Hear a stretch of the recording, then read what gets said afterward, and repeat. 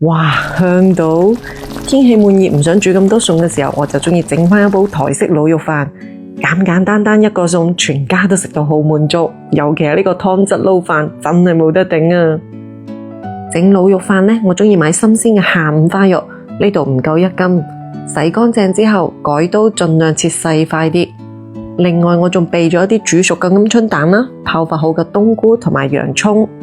鍋度唔使落油嘅，直接倒一啲五花肉落去，攤開攤薄，中細火慢慢煸出佢啲油脂。呢個係食起身肥而不膩嘅關鍵。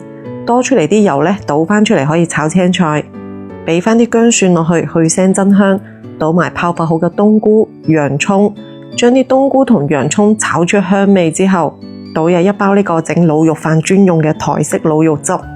有咗呢個懶人醬汁，就算廚房小白都唔使擔心調味唔準，浪費啲食材。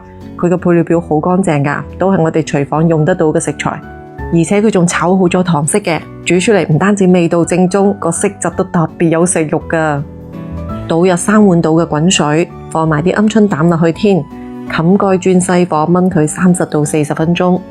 開蓋轉大火收一收汁，但係啲汁水唔好收得太乾喎，因為攞嚟撈飯真係好正㗎。揼返啲蔥花點綴斟香，咁就搞掂食得㗎啦。直接淋喺飯面撈埋啲湯汁嚟食，真係好正。每次煮呢個餸，個仔都話要加飯嘅，真係好好食㗎。講得咁詳細都睇到呢度咯，點個讚鼓勵下，你都嚟試下啦。